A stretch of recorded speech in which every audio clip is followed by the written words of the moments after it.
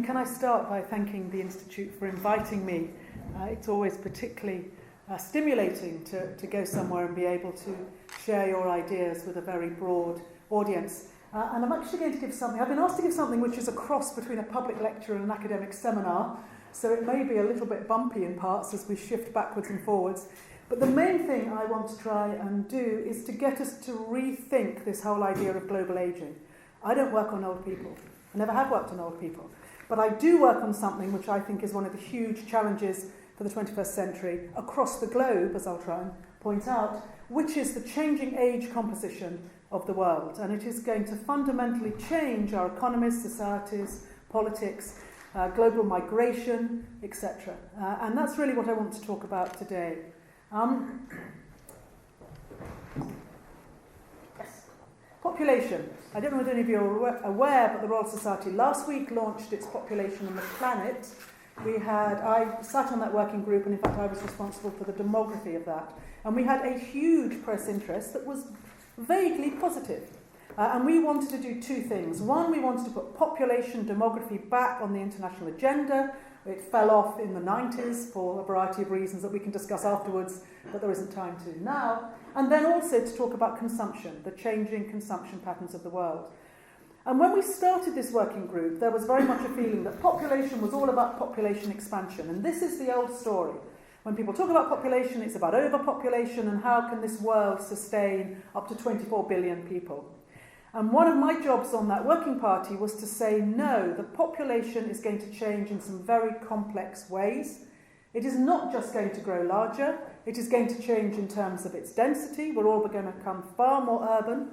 We currently have about 50% of the world population living in urban centres. That will rise to about 75% by the end of the century.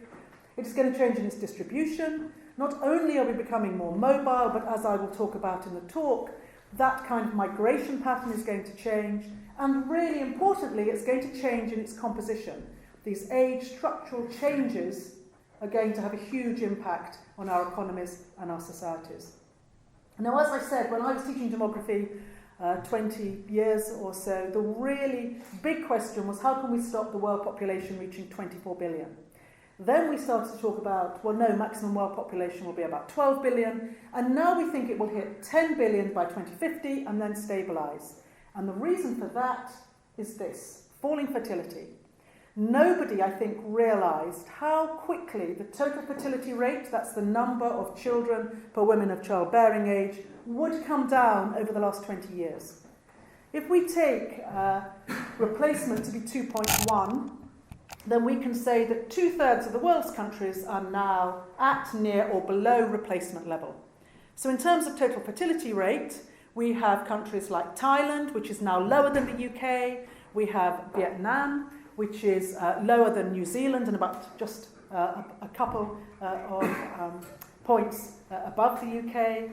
We have the lowest total fertility rate in the world in, does anyone know which country has the lowest total fertility rate? It's one, everyone always says exactly the same thing. It's actually Hong Kong. Less than one child per woman. I recently said this at a lecture and someone put his hand up and said the Vatican, which I suppose officially but unofficially. And what that picture is that fertility has come down as these countries have economically developed. And we know pretty well how to reduce total fertility rate. And it's a combination of improving child and maternal health, improving female education, and family planning programs. But this idea that we've got to worry now about dramatic growth in the world population has actually, if you like, by itself solved it as we've educated women and allowed them to choose the number of children that they have.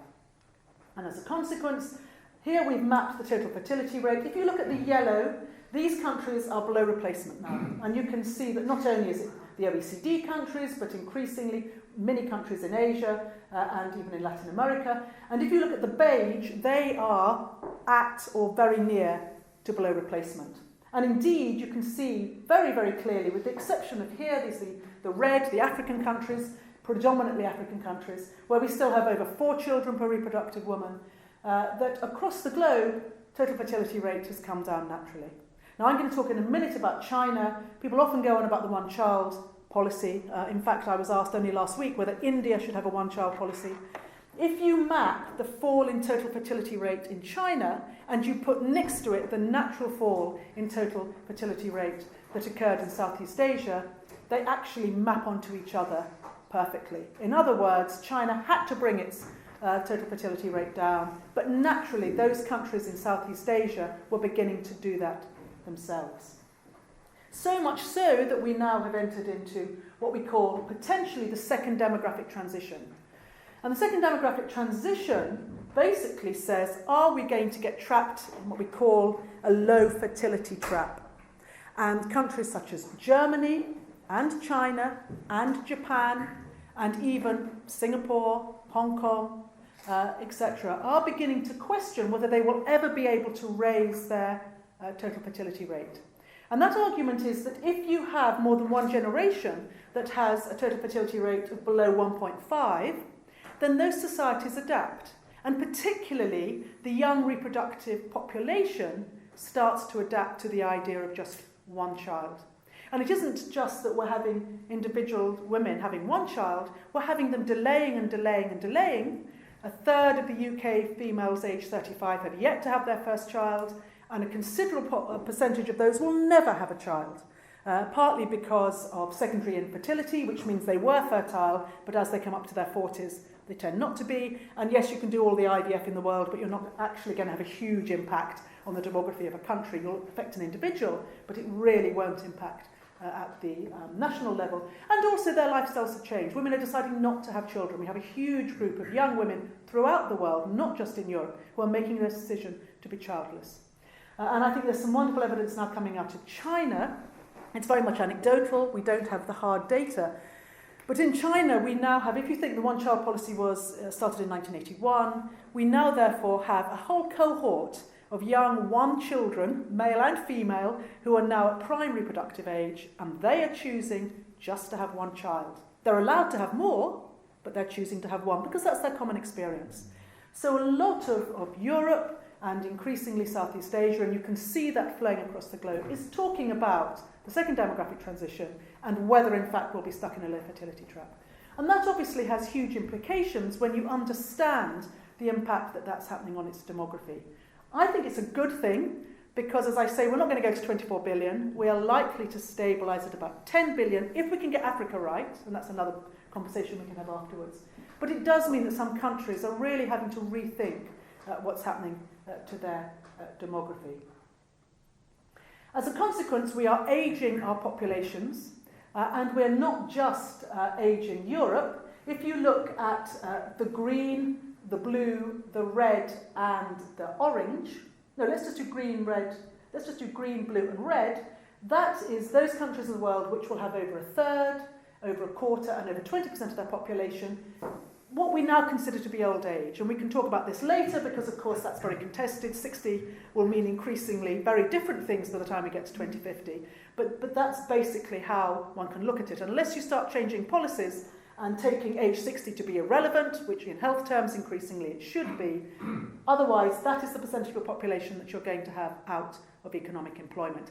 I had some other graphs which I've just taken out because I don't have enough time, which shows how this then replicates into the percentage of the workforce going forward across the globe. Now, one of the things that I will argue, and do argue, is that this population ageing, this change in age structure, we've looked at it in the wrong way. We've tended to concentrate on this kind of a figure and say, oh my goodness, we're going to have populations which will be increasingly elderly, and that is the problem: pension, social security, long-term care. Instead of saying, no, there are two distinctive drivers here. There's the one I've been talking about, which is falling fertility, which obviously is affecting the percentage of elderly going forward. But there's also increasing longevity and falling mortality at the later ages, and that's much more around healthcare. And I'm going to divide the rest of the time that's left to me into these two very distinctive issues. What happens to economies when we have falling fertility? What happens to them when we have increasing longevity? So, let's look at this. Actually, let's go back. If I can go back and talk you through it. So, falling fertility. The argument around falling fertility is very simple. That as you have falling fertility go through a population, as you predict it going forwards, or in fact, obviously, you can look back at those changing trends, then the combination of particular age groups is going to impact upon your economies and your societies. And for the economists, that's a very, very simple sort of life course economic idea that at certain times of our lives, we tend to behave economically in different ways. When we're younger, we tend to produce, we tend to consume, and we tend to save. And as we get older, we reduce our production, we reduce our consumption, and we draw down on our investments.